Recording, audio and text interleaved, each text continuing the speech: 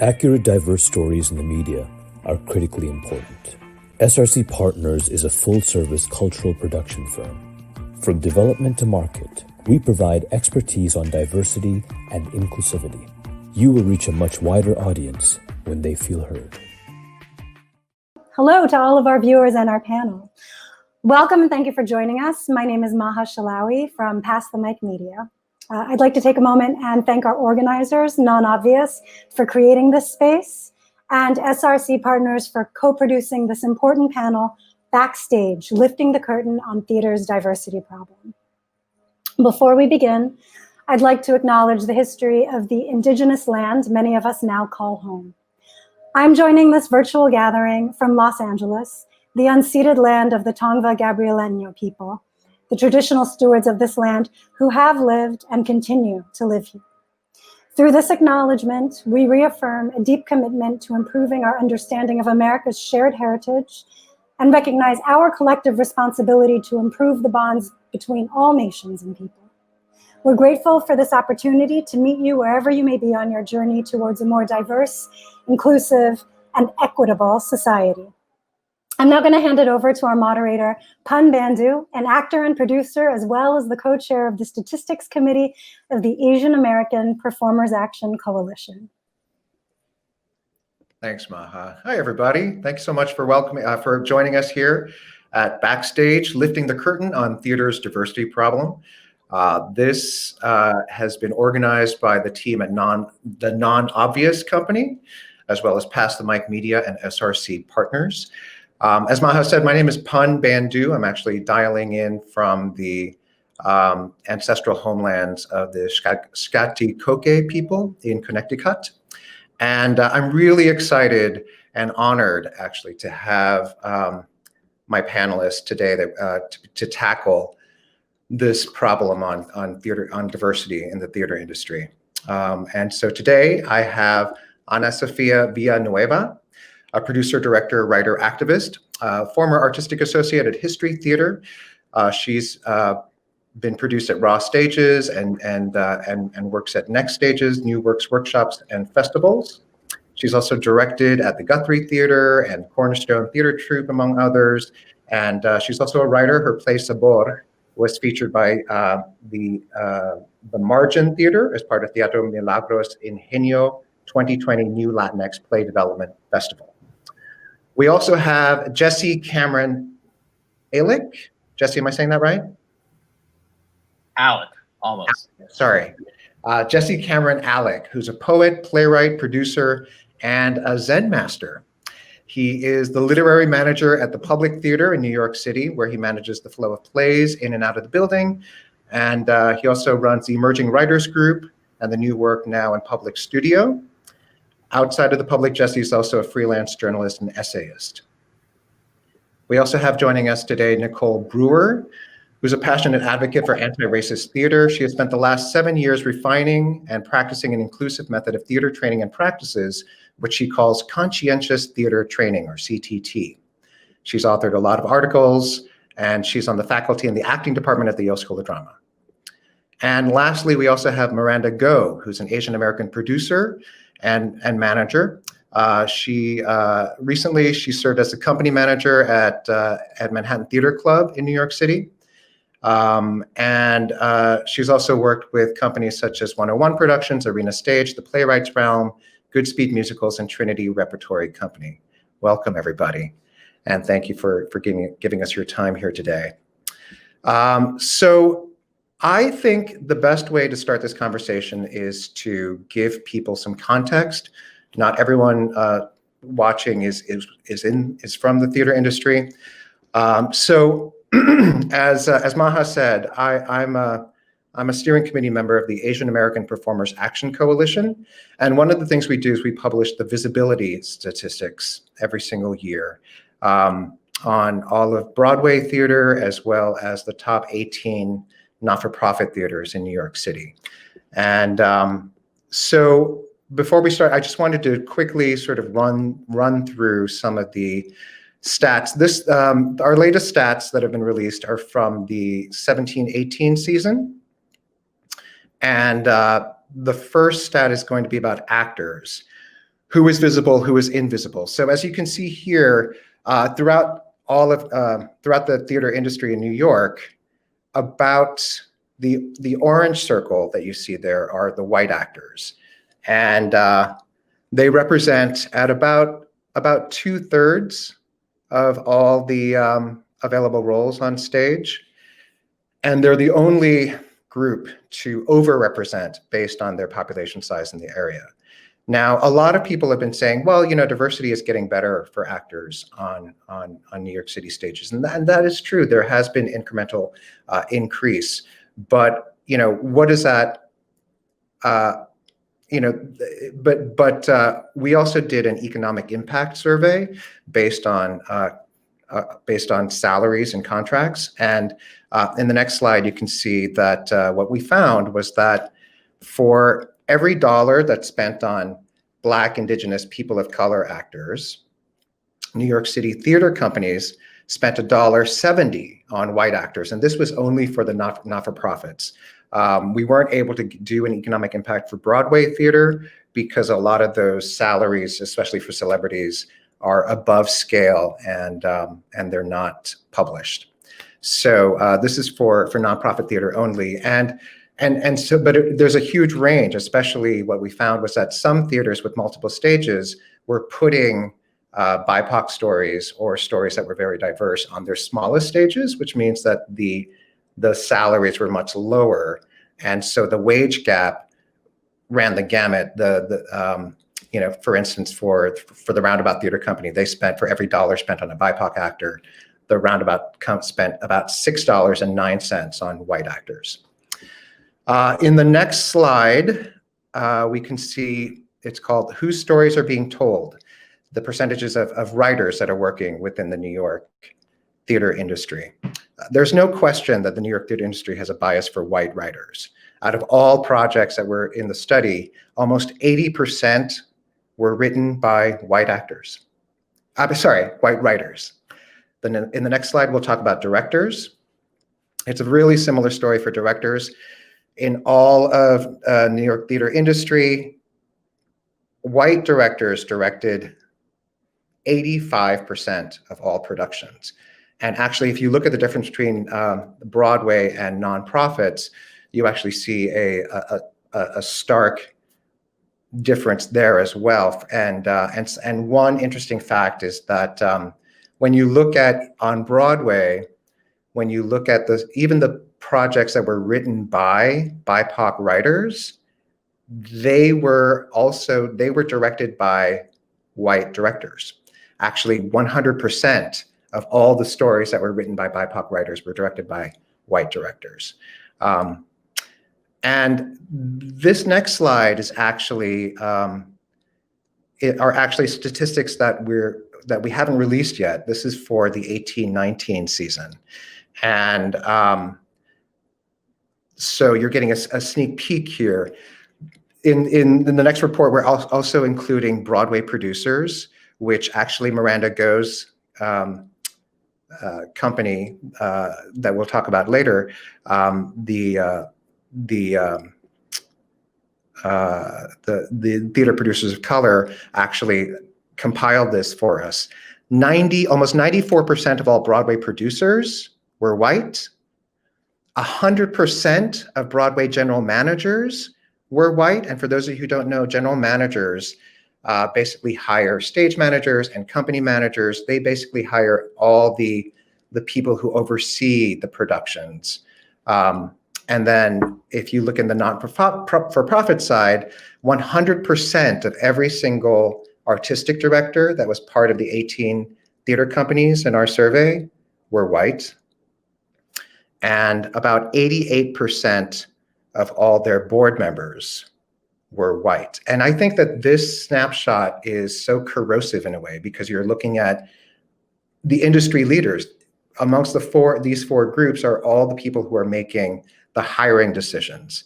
Who decides, you know, what writers are going to get produced, where money is going to get allocated, what vendors are going to be used, advertising companies, marketing agencies, press agents, the gamut. And you can see, I think right there, sort of how how white-centric the industry is right now. So I'd love to talk to you guys, panelists, about, does anyone have a reaction to these statistics at all, a response? Feel free to chime in. I don't find them to be surprising, although appalling.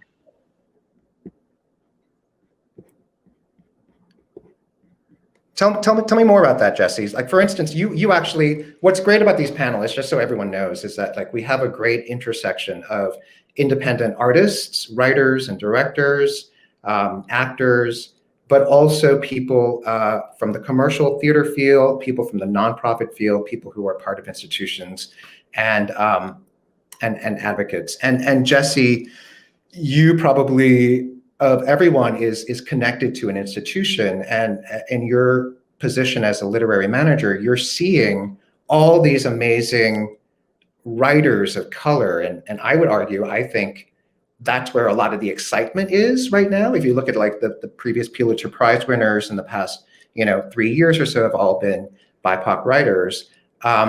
So you're seeing all of this product coming in. Then where do you, in your estimation, like why, and you said it's not surprising, why then do you think that theater companies are not producing BIPOC stories as much? Sure. Well, and just a quick correction, I'll give myself a promotion right in front of me. I'm actually the company dramaturg at the Public Theater, which is like a literary manager on steroids. So I do sort of like, broad dramaturgical work in terms of commissionings and our new work development, our readings and our workshops, our workshop productions, and then bespoke dramaturgy also. And listen, I think that you're right. There's tons of writers of color out there, and I think that the writing programs, especially the emerging writers programs, are a great strength in the American theater. But so many theaters are still none of these programs come with production guarantees, and so many theaters are still addicted to their older, whiter, cis, straight playwrights that they always produce. And as you said, as the stats said, these people of color that do get produced end up being directed by white directors with an all-white design team, with all-white producers, all-white dramaturgs, and a completely white staff of the theater as well. So is it any wonder that we have all these race-based sort of conflicts happening in the American theater? I feel like by creating that imbalance and not fully investing in diversity, we're actually setting up this fertile ground for conflict. So Jesse, what I heard you say is that one of the reasons why the same white writers get produced over and over again is it because of relationships then? Is it because those artistic directors have better relationships with those writers, or why aren't more BIPOC writers being produced? I think that relationships is exactly the sort of the thing to put your finger on. It isn't because the talent isn't there. I'll tell you that, because the talent is there in terms of writers. I would also say that the talent is there in terms of directors and producers and dramaturgs. There are plenty of BIPOC sort of theater artists that are out there and that are ready. But in the end, I would say that the snake rots from the head. And if an institution is comprised of white people, they will hire white people. And even when they hire BIPOC sort of staff or directors or dramaturgs or playwrights, sometimes the process will actually not go well. Anyone else want to step in? AnaSofia, you're a writer. What's your experience been as a writer in this industry? Yeah, similar. I think that it has a lot to do with individual relationships, and like you're saying, the who's making the decisions backstage is a big part of that. But to me, I think it goes so much further in terms of structurally what's happening. I think the lack of diversity on stage is representative of the lack of representation backstage, that there isn't mentorship to the future theater makers of this industry, which is very short-sighted because the subscription model has been failing and these audience bases are dropping off. And that there needs to be a change in the working culture. We need new producing models and authentically engaging with diverse communities. So I think that there's so many things that are happening, not just on an individual level, but on an institutional level. Speaking of producing, Miranda, do you want to add to that? Sure, I'm happy to. I come from the nonprofit background. I work at Manhattan Theater Club, but my long-term goal in this industry has always been to break into commercial producing. So producing in the commercial theater in theater on Broadway is a very tough circle to break into. We're talking about relationships that impact how one person can move forward and succeed in this industry. And with commercial producing, the barriers to entry are extremely high.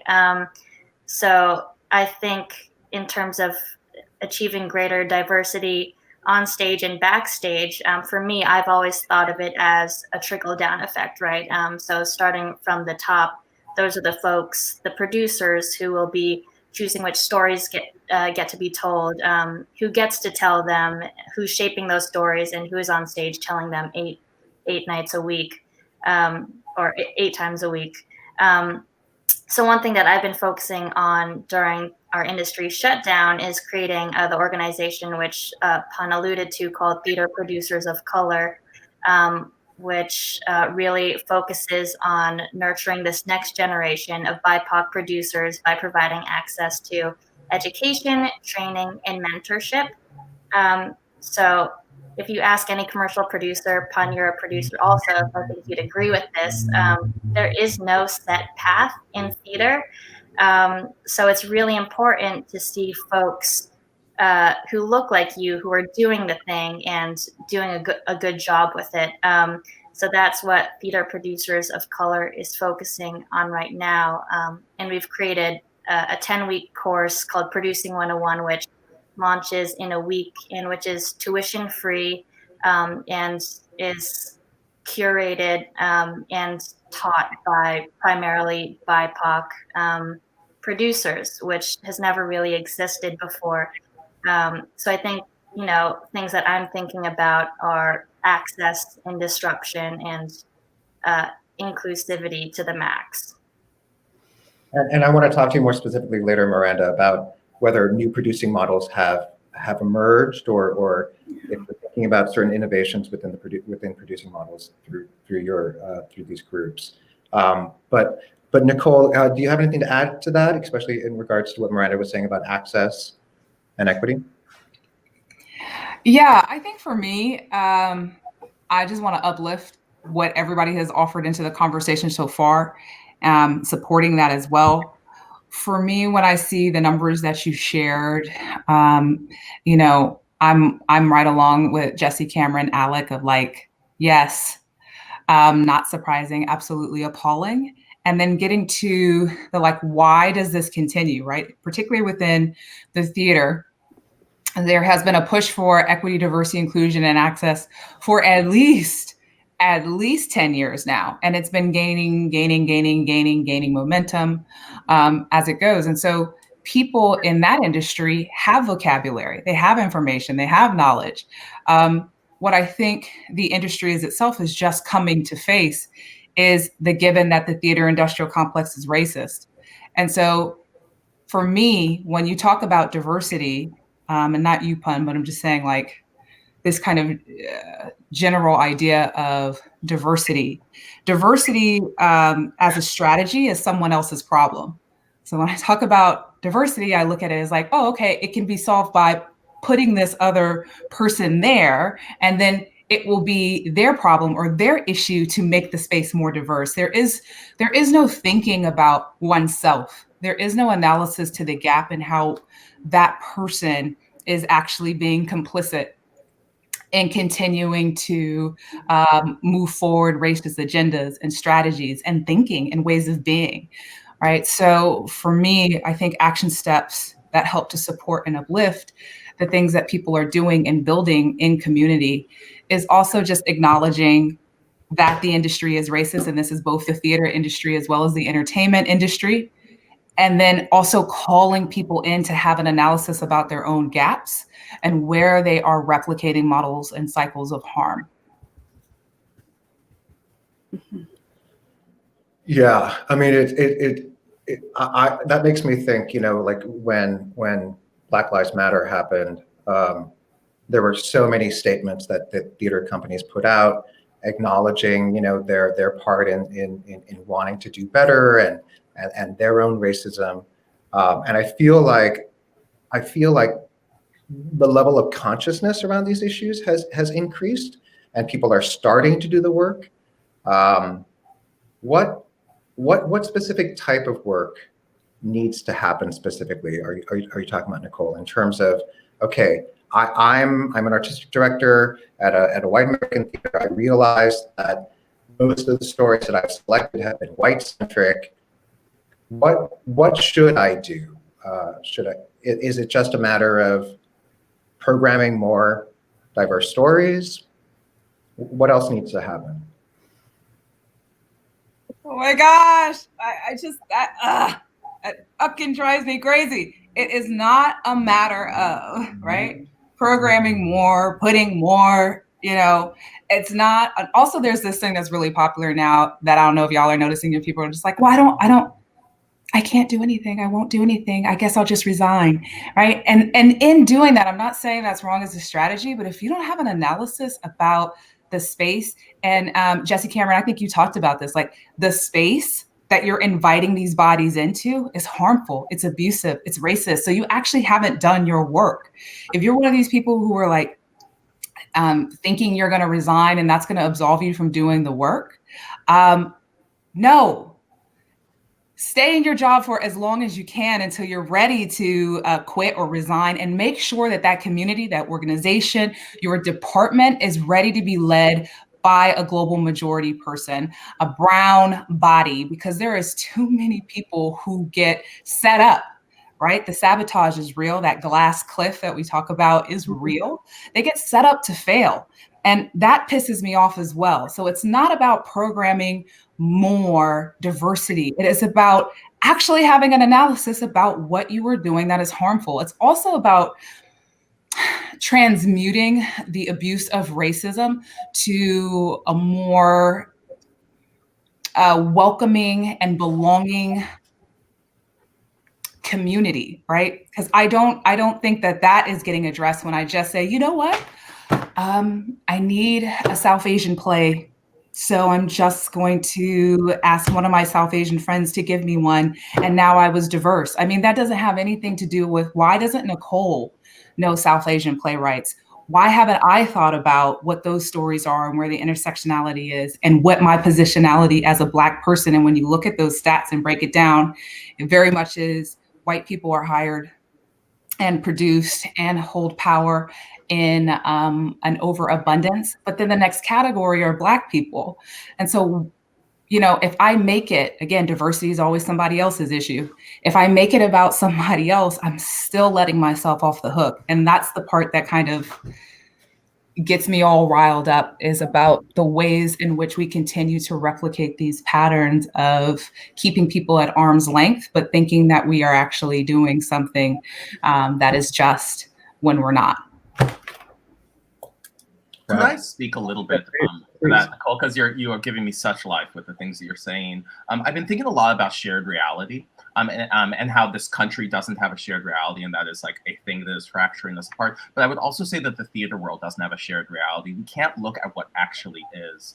And I think a very first step is actually recognizing the state of the theater, who is being produced, who's not being produced. But those beautiful statistics are a good step in the right direction. But actually, like, looking at it with clear eyes. A lot of the conversations I hear with white leaders in this sort of day and age, in this day of in this time of racial reckoning, is, wow, there are a lot of problems. Racism exists. They should really sort that out. They don't, Nicole, as you said, they don't see it in themselves. They don't see it in their practices. And as long as they make it someone else's problem, change will never actually occur. That's some profound tea right there. Anyone else? Well, I mean, yes, it is not. What I hear you saying is that everyone seems to be saying it's someone else's problem, right? It's a problem that other people need to fix, and they need to engage more fully as to how they continue to perpetuate these patterns. But I guess what I don't understand is that like, you would think that there's so much talk about diversity. you would think that diverse offerings would actually be really economically viable commercially and for the not-for-profits, in terms of expanding audience bases, in terms of, exciting people around telling different stories that haven't been told before. And in terms of the fact that, there have been studies, at least for film, that the more diverse the film, the more successful it becomes. And what we've noticed by tracking statistics is that recently no Broadway musical will open with an all-white cast anymore. That was something that was very normal, just 2 or 3 years ago. And now it's become sort of the standard that it becomes less and less excusable. People notice it more, of like, wait, where are all the, BIPOC people? So I guess within that environment, why is that idea that that BIPOC stories aren't as economically viable still, is that myth? You would think that Hamilton changed everything, or did it not? Miranda, you're in the commercial world, but have things changed? And why isn't diversity more viable? I think that I agree with you that in the past few years, this racial diversity that is more visible than other kinds of diversity has been increasing on Broadway stages, whether that is through a commercial producer bringing those stories or through the nonprofits like Roundabout or MTC. But I really think it comes from the producers themselves. And when we look at who, is part of the Broadway League and shepherding these stories, there are definitely not enough commercial producers of color. I think, when I was thinking back to this time at the height of Black Lives Matter in June and the emergence of the We See What movement, I don't think I could count a full hand of commercial producers of color on Broadway. And, that's a frightening thought because, I think we tend to want to shepherd and tell the stories that represent us. So the fact that there was this huge lack was hugely problematic. But if we're talking about commercial viability, I completely agree. We're seeing it on Hollywood, we're seeing it on Amazon, on Hulu, on Netflix. There are all kinds of stories for people.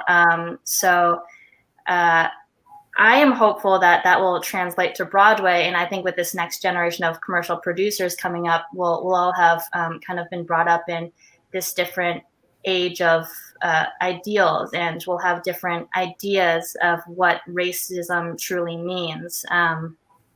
So I think, I don't know if I addressed your answer totally, Pun, but that's my belief. And I'll just say, I was trying to think about the Broadway productions in the last few years and who has been successful. I mean, I look at, I think Ain't Too Proud is an obvious example. I mean, they're smashing it, right? A beautiful story that is like grossing over like 1.5 million a week when we're up and running. So as an aspiring commercial producer, the fact that stories like that are being proven financially successful is encouraging for me. Yeah, and I would just say, as I'm predominantly a regional producer, and that's a question that I've been asking a lot. Is I think that I kind of briefly talked about that, about the subscription model that is predominantly for wealthy white audiences, and so I think that there is. I think that there is a mentality of right now of, well, this is who our audiences are, and we need to retain them. So these theater leaders, these managing directors and producers are looking at the day-to-day budget And what do I need to do to keep my doors open? Because the subscription model is failing. So it's kind of this, I need to fix the thing right now, instead of being forward thinking and looking how the country is changing and looking to see, who's not going to be the majority here pretty soon. And so I think it really is a short-sighted business model. I mean, it's also a lack of ethics, but I think when it comes down to the money, they're looking at what can they do right now, which is very short-sighted.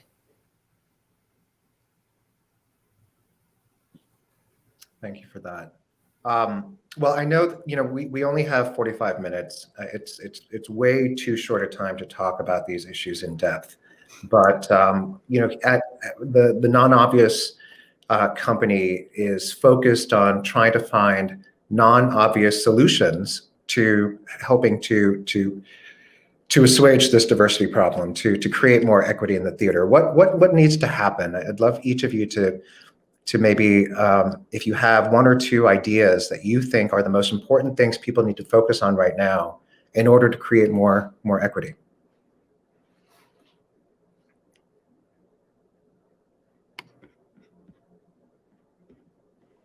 I can start this out. This is a hard question, of course, that you put before us. I would suggest that the American theater is addicted to the way that we do things, and addicted to the white supremacist way that we do things. Even though we have proven that financially, BIPOC stories make money. The talent is out there. I've seen the talent. I can show them to you, and yet we still don't change anything. And that's because of our addiction to the way that we're seeing the world and not seeing the world clearly enough.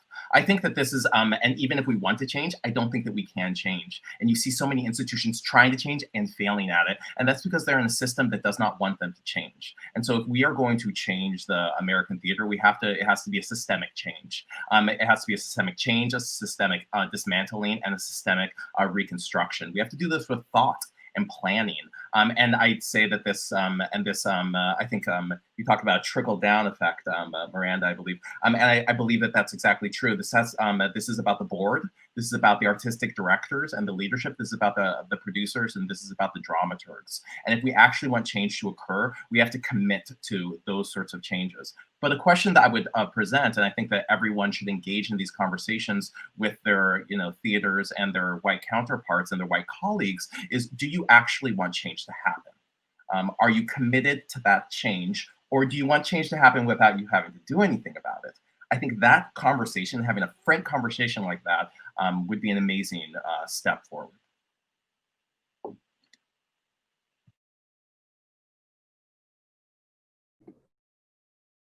I'd love to echo what Jesse just said. I am relatively new to this industry.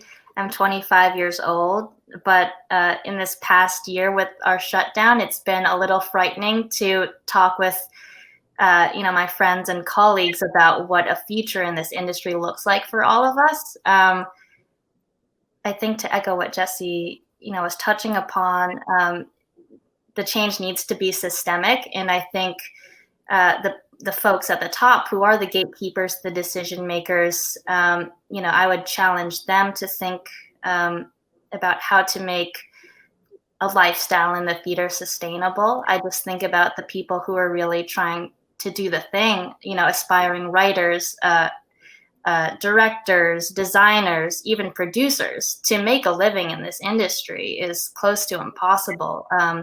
It's really hard to earn money, and I worry about who will return to our industry once we are on the other side of this all. So I think really taking the time to think about what systemic change looks like, going down a budget and saying, why is this the way it is? Why do we structure our rehearsals schedules like this? Who can afford to create a family and have a meaningful life-work balance in this world? So that's one thing I've been thinking about, and I just want to hammer down that idea of systemic change and really holding the folks at the top accountable. Yeah, you mentioned you mentioned actually earlier before, Miranda, you mentioned the We See You White American Theater Manifesto, which is available online if people want to Google that, which is a list of demands written by BIPOC theater makers and culture workers in order to, what they see needs to change in the industry.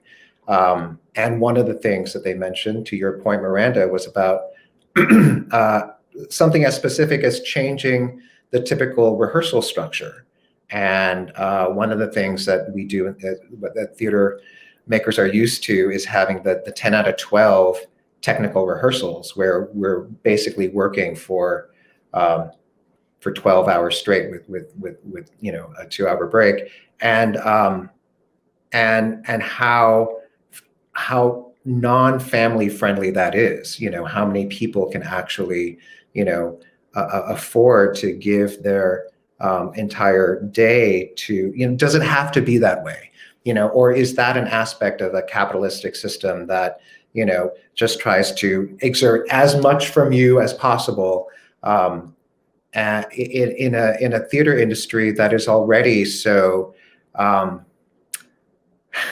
so scarce? You know, it's almost like there's a mentality of scarcity, you know, that it requires, not only are, you know, as you said, Miranda, it's so hard to make a living in this theater industry, but it also, people also ask you it feels really devaluing when you're asked to work for free, or you're asked to do a reading for free. Or something that happens to me all the time is people are like, can you help us find, you know, Asian actors that do all this work? And I spend like, you know, like 2 hours going through my Rolodex and reaching out to see if people are, you know, that's the job that a casting director should be doing, and I'm not getting paid for that. You know, so all of this extra work that's being put onto BIPOC theater makers and being asked of us,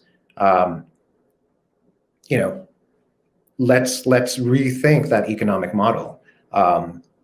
You know, especially when you think that an actor's salary, at least, is such a small percentage of an overall, you know, production's budget. To your point, anyone else?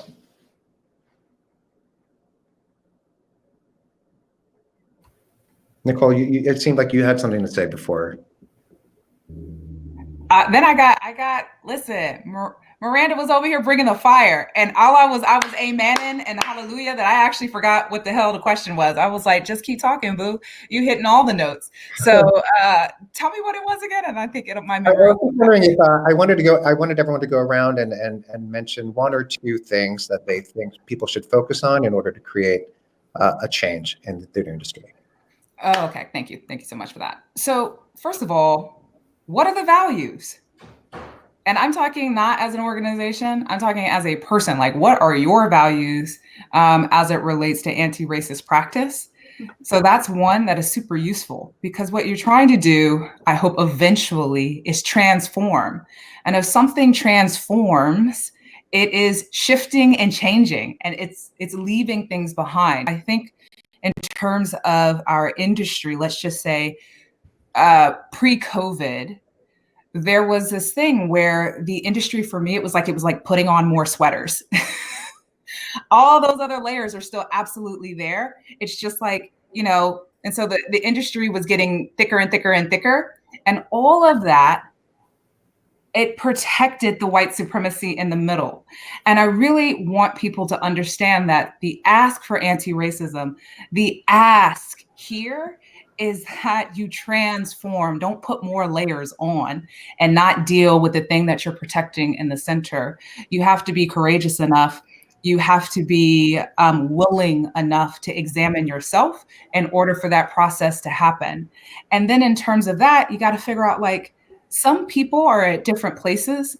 There are global majority artists who have been doing the thing forever and are continuing to do the thing. So you don't have to reinvent what this new theater looks like. You only need to be humble enough to look at those who have already been eking out existence in the margins and be willing to, in a way, sit at their feet and get wisdom on how things can be done. And then I think the last thing that I would add to this is around, like, for me, my work centers being relational over transactional. So the almighty dollar isn't dictating what I do. It is the human beings that I'm asking to come work with or collaborate with me on a project that dictate what is necessary for that project. And what that means is nimble. One must be nimble in order to meet the needs of the people that I have invited in to do the work. And I don't think the theater industry is nimble right now.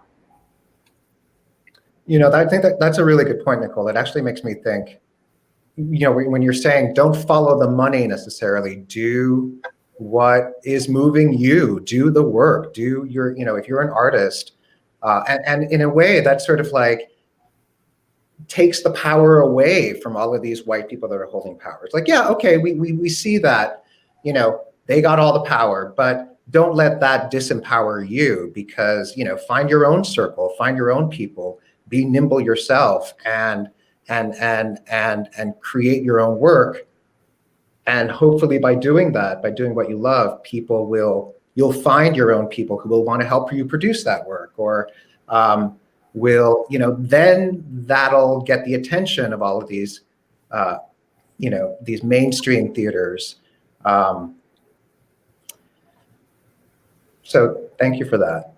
Does that something that, does that capture sort of what you were talking about in that last part there? Yeah, I'd say, yeah, except for that part about capturing the attention of the mainstream. Like, for people who have disvalued me and who have abused me, I don't give 2 cents. And that was preventing me from cussing. I don't give 2 cents.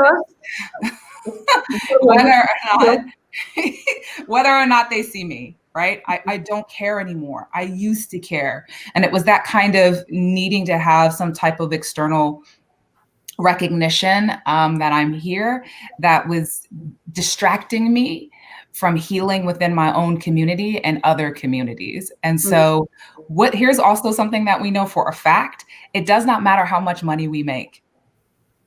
Crazy Rich Asians, Black Panther, it doesn't matter. To white people, that myth that they believe that our stories are not profitable is so persistent, particularly in television and motion pictures, that it does not matter. They are not willing to shift and change.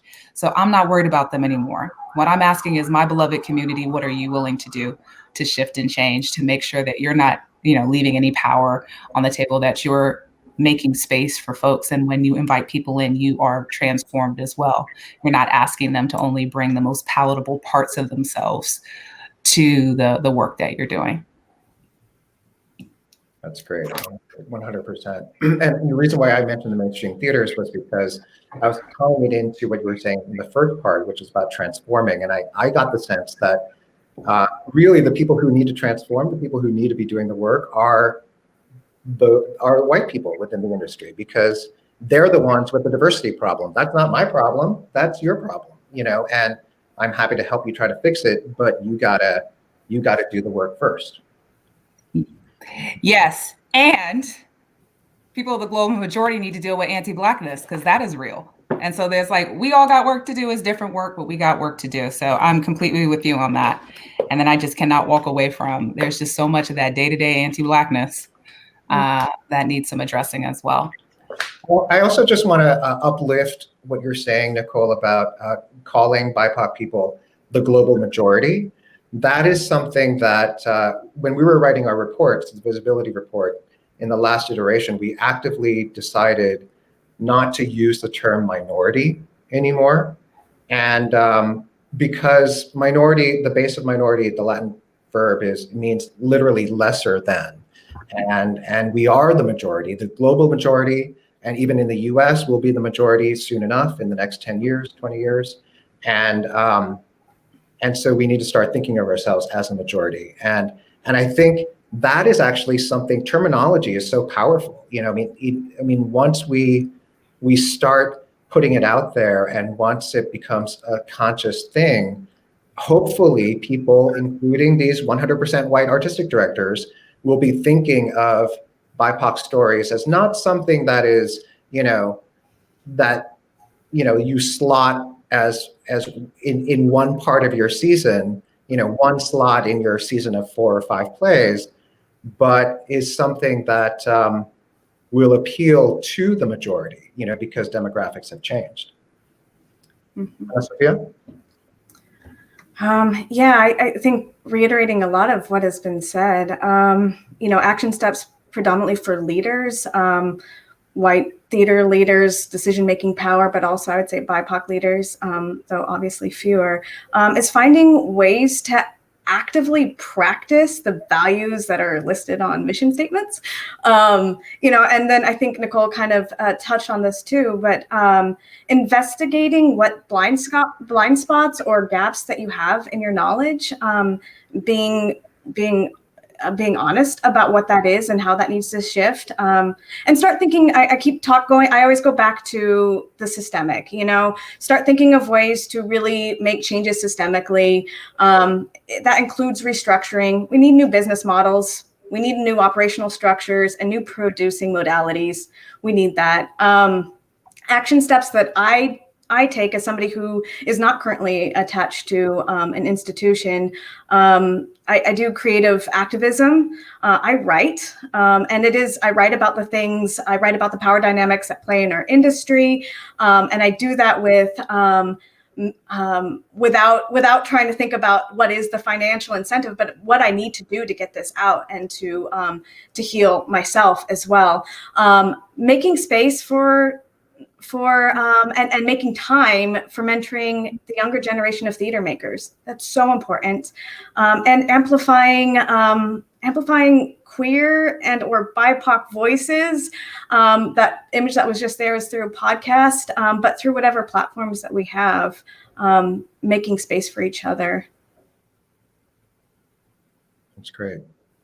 And you mentioned commercial theater. So in the next couple of minutes, let's Miranda, do you have anything to add in terms of how we change the producing model? Actually, a couple of the demands in We See You White American Theater talked about specifically, making sure that you hire BIPOC vendors, and that 50% of all of your cash should be BIPOC, and actually, going out and making sure that BIPOC producers had an opportunity to join your team and have a say in things.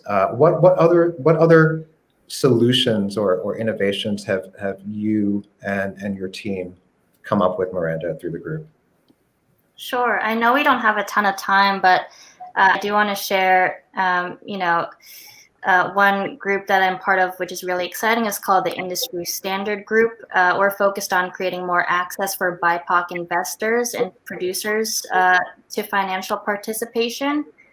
So again, to the stats that we compiled together, Pan, about 94% of producers on Broadway are white.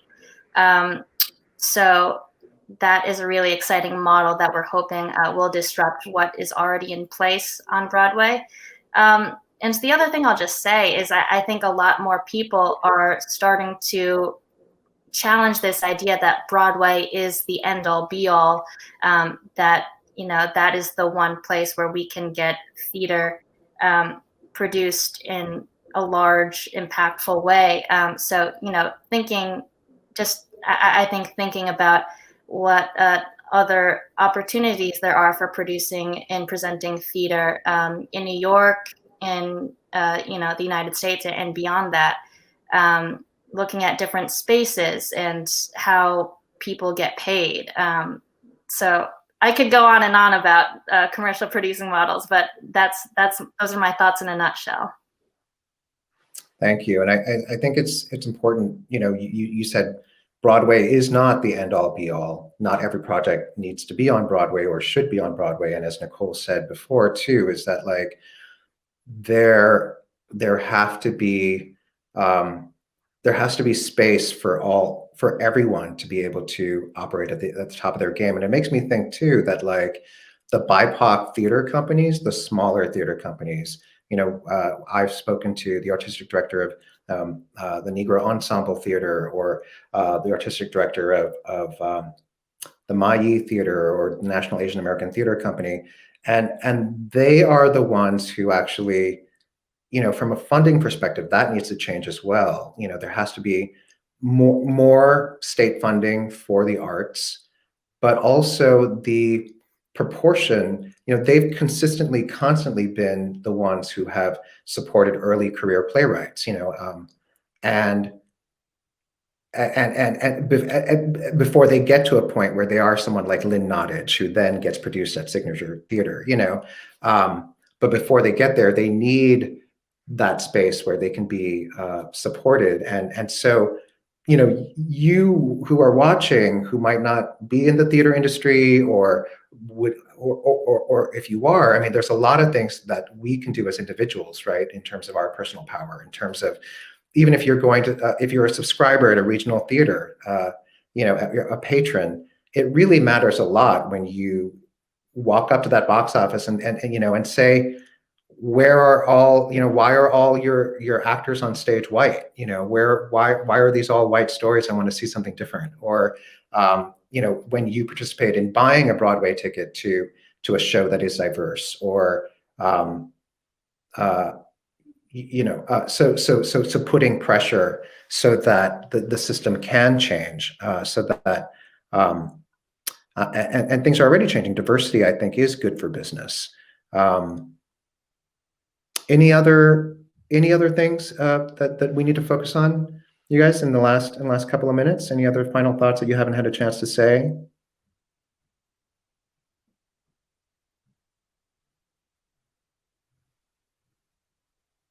What's something that you're looking forward to in the next, when theater comes back? Let's end this on a positive note.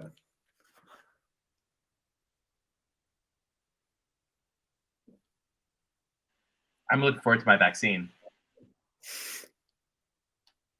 I'll just say live performance in general, responding to something with a group of people. Getting wrapped up in a show, for sure. Getting lost in the dark.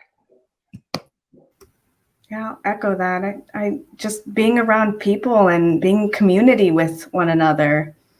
We need that. Absolutely. Yeah, I, for one, am totally missing live performances, and I'm thinking about all my fellow actors and theater makers who are out of work, have been out of work for 10 months now, and are creating work still. Digital work for me just hasn't captured that experience of what live theater is, that human connection.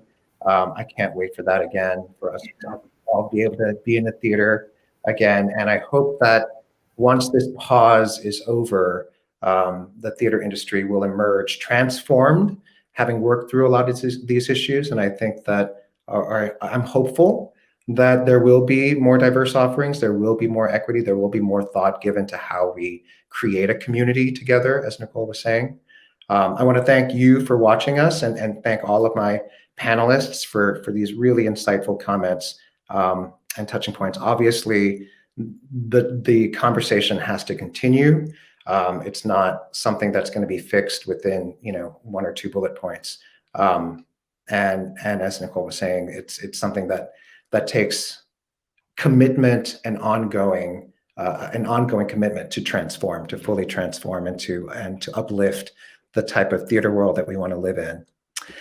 So thank you, everybody. Again, I'd like to thank the non-obvious theater, I'm going to say the non-obvious theater company. It's not a theater company.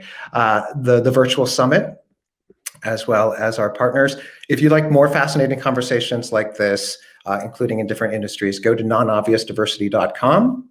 And our official summit hashtag is #nonobviousdiversity. Thanks for joining us. My name is Bandhu, and remember to always stay non-obvious.